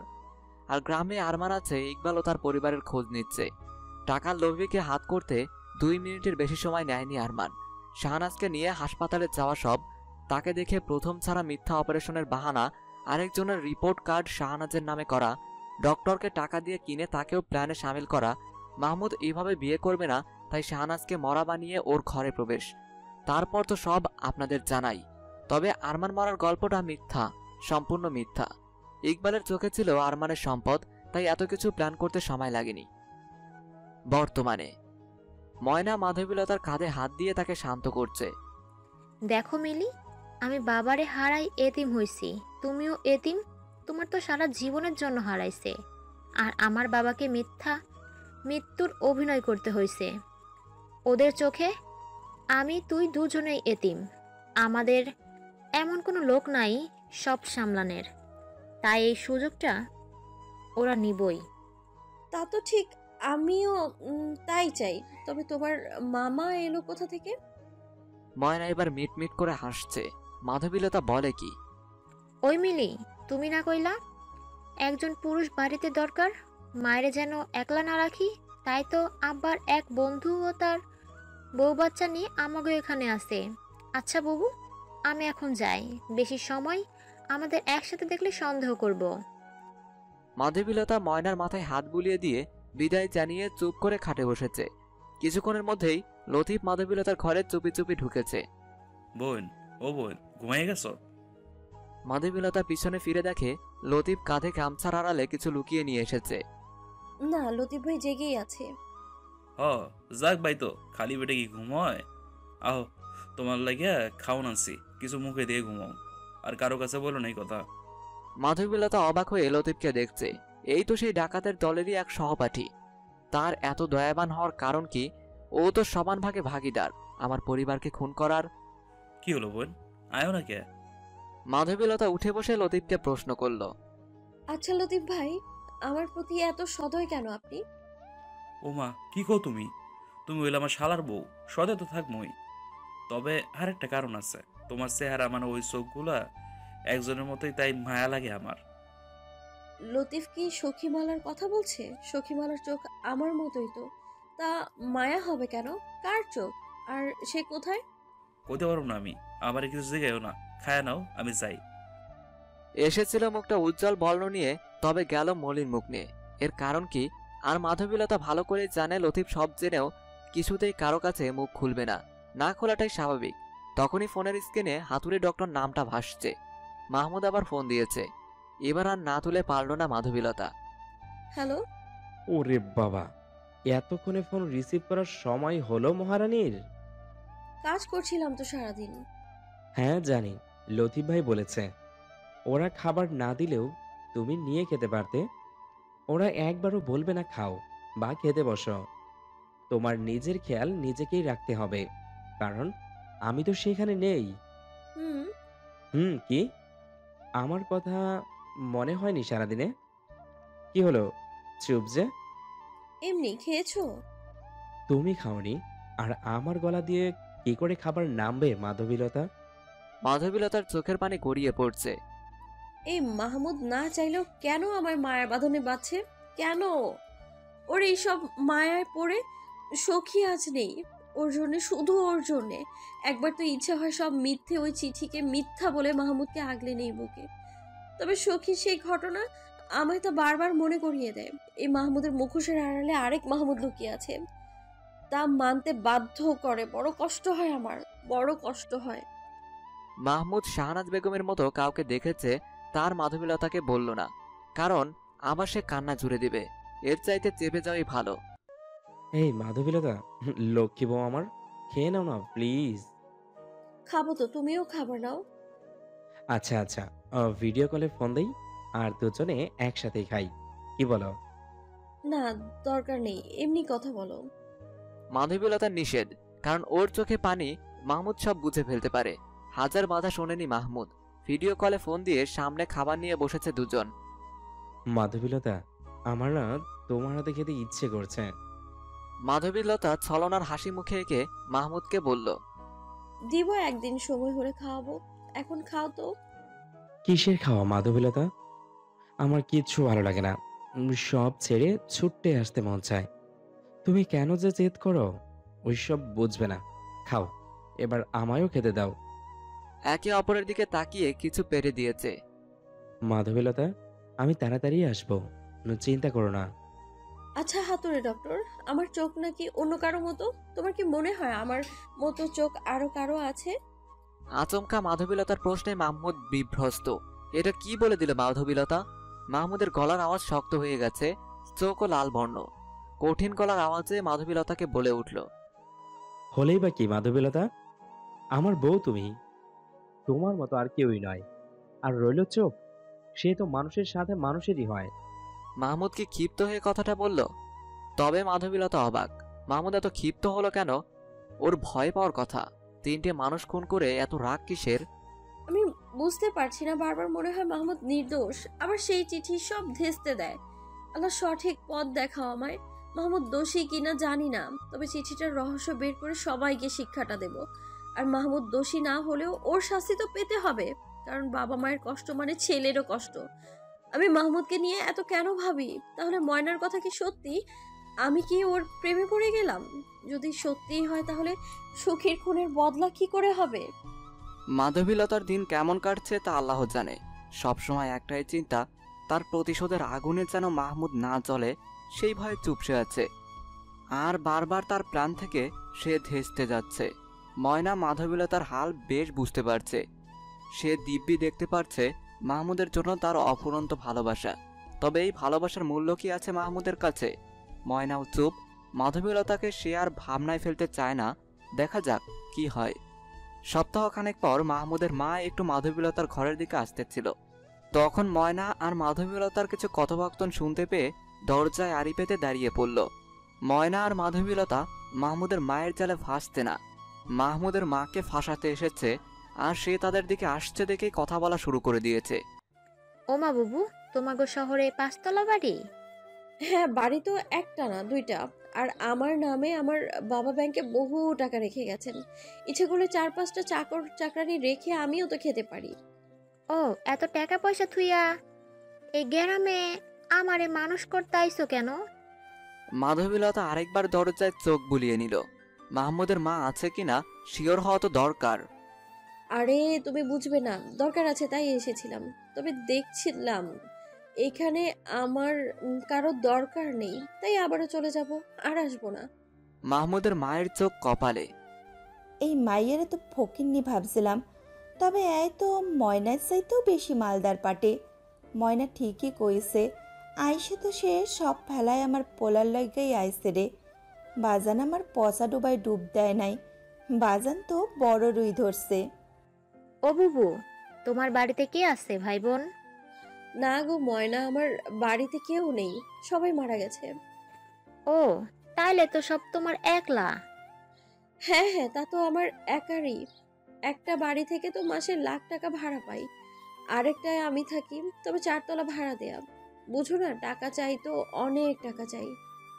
ও মা গো, মাহমুদের বাপ আপনি কই? মাইয়া তো আপনার মতোই টাকার পাগল। আল্লাহ, এখন মাহমুদের বাপরে কই পাই? যতক্ষণ কথাগুলো না কমো ততক্ষণ তো পেটে কাতুকুতু দিব। মাধবীলতা তার ব্যাগটা খুলে এবার মাহমুদের মায়ের চোখে তাক লাগিয়ে দিয়েছে। এই দেখো ময়না, এটা হীরার হার। কত সুন্দর গো বুবু, মেলা দামি মনে হয়। হ্যাঁ, এই দামি হারটা আমার শাশুড়ির জন্যে, তাই একটু বেশি দামি দেখেই কিনেছিলাম। এই দেখো, আরো সোনার কত গয়না। ময়না এক এক করে বার করে দিয়েছে। না না, ধুর, দেখছে না তো আড়ালে দাঁড়িয়ে থাকা মানুষটাকে দেখাচ্ছে। দেখাচ্ছে বলতে হবে। বুবু, তোমার তো বিয়াই হই নাই, শাওরির লাইগা এত আগে এমন সুন্দর হার কিনলা? হ্যাঁ ময়না, আমার শাশুড়ির গলায় আমি হার দেখতে চাই, শুধু হার, সবার হার। সবার হারেই তো আমার জিত। গলায় খকখকানি দিয়ে ময়না মাধবীলতাকে হুঁশিয়ারি করলো কি বলতে গিয়ে কি বলছে। বুবু, তোমার গো শহরে গাড়ি নাই? আরে আছে তো, আছে মানে কি, গাড়ি তো 4টা। একটা তো এখন মাহমুদ চালিয়ে হসপিটালে যাওয়া আসা করে। ওহ, উনারে দিলা যে, কি কারণ? হ্যাঁ, মাহমুদ আমার ভালো বন্ধু তো, তাই একটা গিফট করেছি। ও বুবু, বুবু আমিও তো তোমার সই, তাইলে আমার একটা মোটর গাড়ি দিবা? হ্যাঁ, নতুন গাড়ি কিনে দেবো, এ আর এমন কি। 2-1 গাড়ির টাকা আমার ব্যাগে সবসময় পড়ে রয়। তাদের প্ল্যান কাজে দিয়েছে। ইকবালের সামনে নাটকটা না করে তার বউয়ের সামনে করলো। কারণ মেয়ে মানুষ মানেই ছোটখাটো একটা কথা বানানোর মেশিন। আর তাও যদি হয় গ্রামের অশিক্ষিত, তাহলে কথাই আলাদা, তিলকে তাল বানানো বা হাতের খেলা। আর যদি ইকবালের সামনে নাটকটা করতো তাহলে কিছুটা সন্দেহ করে ফেলতো, কারণ ব্যাটার মাথায় বুদ্ধি আর বুদ্ধি। এখন পালা তাদের ফলো করা। মাহমুদের মায়ের পায়চারি থামছেই না। এত গয়না, বাপরে বাপ। না না, আমারে কমু না, তাইলে সব সে নিয়ে নেব, আর আমি ভাগেই পামু না। আগে মাহমুদের বাপ আহু, তারে সব কইয়া ওই গয়নাগুলো আমার সিন্ধুকে ঢুকাইতে হইব। অপেক্ষার প্রহর শেষ হতেই ইকবালের আগমন। মাহমুদের মা তাড়াহুড়ায় বেচারাকে হাত মুখ ধুতে পর্যন্ত দেয়নি। ও মাহমুদের বাপ, আল্লাহ যখন দেয় হাত ভইরা দেয়। গ্রামে তো বেশ টাকা পয়সা হইল, এবার শহরে বড় উঁচা উঁচা বিল্ডিংও হইব। আরে মাহমুদের মা, শরীরে গামের গন্ধ, পেটে খিদা, রোদে মাথা চরচর, অনেক ক্লান্তি, এক গ্লাস পানি না দিয়া পাম দিতেছ কেন? তোমার কোন বাপ শহরে বাড়ি রাইখা গেছে ধনী? আরে আগে শুনেন তো, আমার বাপ তো একটাই, আমার বাপের আর কি আছেই, দিব তো সব দিয়াই দিল। তবে আপনার যে বাজান আছে, সেই শহরে সোনার ডিম পাড়া মুরগি বস করছে গো।